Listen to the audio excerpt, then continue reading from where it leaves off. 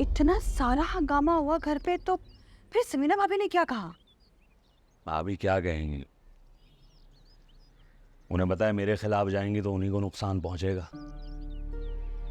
उनके फाखिर तो अभी बच्चा है, वो कारोबार संभाल नहीं सकता और ना वो खुद कुछ कर सकती हैं। कोई ना कोई तो चाहिए उन्हें कारोबार संभालने के लिए, इसलिए अभी वो खामोश होकर बैठ गई हैं। लेकिन किसी गलत फहमी में मत रहना। इस वक्त तो वो खामोश हो गई हैं, लेकिन जरूर वो मौके की तलाश में होंगी और फौरन बिजनेस के मामला को ना अपने हाथ में लेने की कोशिश करेंगी। ये तो मैं जानता हूँ कि वो कुछ ना कुछ तो करेंगी। कुछ ना कुछ चल रहा है उनके दिमाग में, मैं जानता हूँ। मैंने तो कदम उठा लिया, अब जो होगा देखा जाएगा।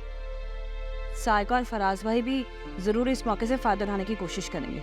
उन पे भी नजर रखना, ये मौका वो भी हाथ से जाने नहीं देंगे। साइका अभी कौन सा मौका हाथ से जाने दे रही है? फराज को घर के मामलात में घुसा लिया है उसने।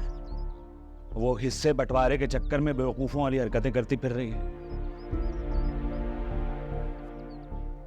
और फराज लालच के चक्कर में अपनी इज्जत दिन ब दिन गिराया जा रहा है। भाई तुम दामाद हो, दामाद बनकर रहो। फराज भाई को तो रहने ही दो, वो तो साइका के इशारों पे चलते हैं। जैसा वो कहती है ना वो वैसा ही करते हैं। और एक सज्जाद है, अगर मैं इनसे कोई बात कर भी लूँ ना तो कहते हैं भाई घर के मामला से मुझे तो दूर ही रखो। सज्जाद और फराज में बहुत फर्क है। सज्जाद एक समझदार इंसान है, तभी तो घर के मामलात में नहीं बोलता।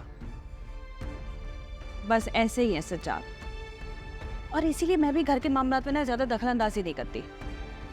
वो तो बस तुम्हारी वजह से मैं आ जाती हूँ साइका के बराबरी करने के लिए, वरना मैं तो उससे बात भी ना करूँ। फहमी, इसलिए तो मैं यहाँ पर आता हूँ कि तुम मुझे अच्छे मशवरे दे देती हो।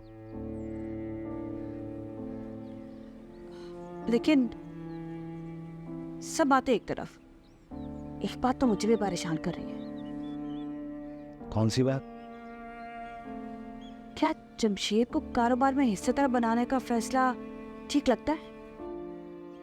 शुरू में मुझे भी ठीक नहीं लगा था, पर तुम जानती हो कारोबार की क्या पोजीशन थी। वक्त हाथ से निकला जा रहा था। किसी इन्वेस्टर को ढूंढता तो उसमें महीनों लगते, इसलिए फिर मैंने कहा यही फैसला ठीक है। लेकिन वो तुम्हारा साला है और अब तो तुम्हारी दूसरी बीवी का बहनोई भी है।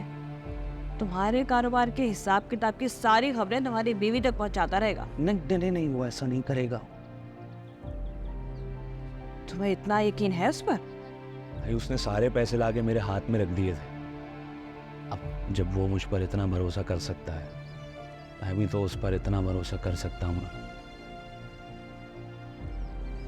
ठीक है, तुम कहते हो तो मान लेती हूँ मैं भी।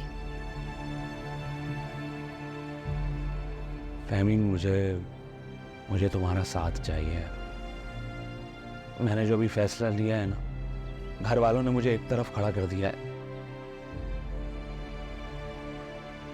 मुझे कोई चाहिए जो मेरी हिमायत करे। तुम मेरा साथ दोगी? हाँ हाँ, क्यों नहीं, मैं तो हमेशा तुम्हारे ही साथ हूँ। अच्छा, मुझे ये बताओ कि मैं तुम्हारे लिए चाय बनाऊं या ठंडा लेके आऊं? मैं तो भूल ही गई तुमसे पूछना। मैं शरबत। हाँ, मैं लेके आती हूँ, तुम बैठो आराम से और बिल्कुल परेशान मत हो।